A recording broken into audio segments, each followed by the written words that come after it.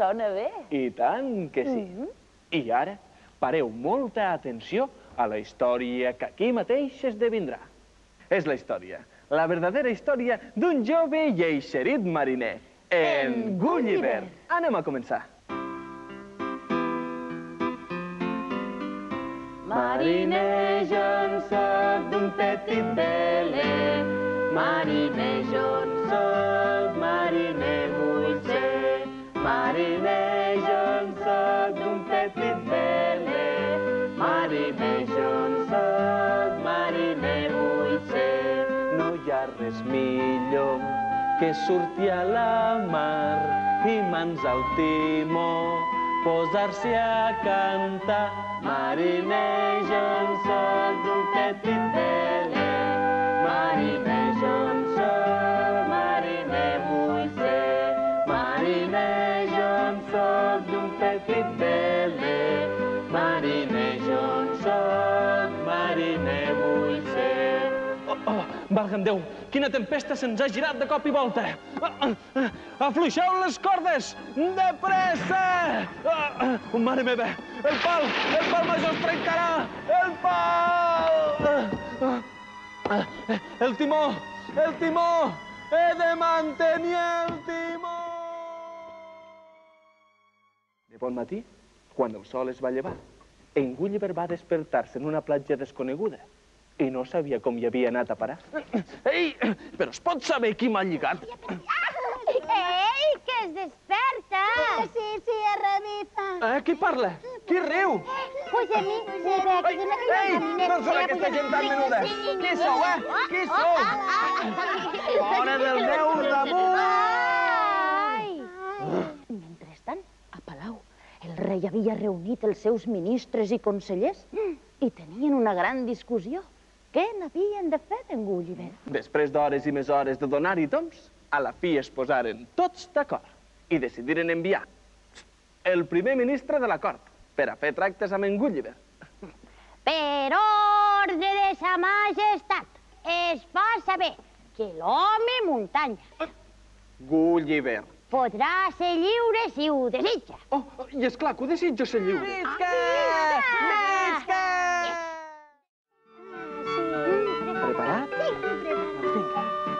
Peix feixot de la canya, feixot de la canya cap al port.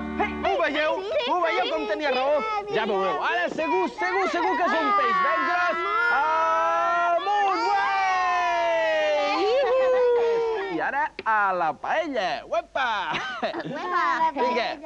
Doncs bé, ara l'hem de coure i veureu que bo serà. S'ha de coure molt bé. Uepa! I torna! Però, un mal dia, la sort se'ls hi acaba a capgirar.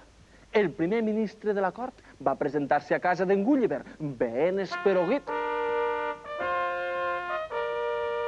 El poble de Lilliput. Els nostres veïns de Belfuscú ens han declarat la guerra. Ui, la guerra, Gulliver! I amenacen en invadir-nos. Sí, això que els hem fet! Digueu a sa majestat que ho deixi tot a les meves mans. Jo aturaré aquesta invasió encara que hi deixi la pell. Molt bé, així mateix li ho diré. Visca l'home muntanya! Visca! Visca! En Gulliver va sortir a trobar-los i en veure els vaixells enemics els cridà: «Entorneu-vos-en a casa i deixeu estar aquesta guerra!» Però els de Belfuscú disparaven a tort i a dret sense fer-ne cas. No hi havia res a fer.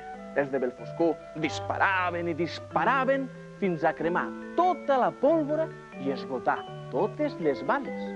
I fou llavors quan els de Belfuscú se n'adonaren de que en Gulliver tenia tota la raó i que les coses no s'arreglen mai a canonades. I amb l'ajut de l'home muntanya, en Gulliver decidiren també de fer un gran pont. Un gran pont a través del mar per unir l'illa de Belfuscú amb l'illa de Lilliput.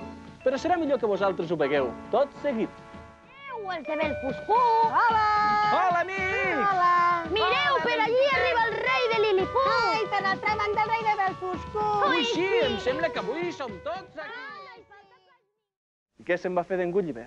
En Gulliver, ajudat pels amics de Belfuscú i pels amics de Lilliput, va poder construir-se un vaixell per així tornar al seu país i trobar-se amb els seus pares, els seus amics i aquell mariner rondinaire, en Pancràs. Us en recordeu? Adéu, Gulliver! Vine'ns a veure de tant en tant! Així ho faré! No en dubteu! Adéu!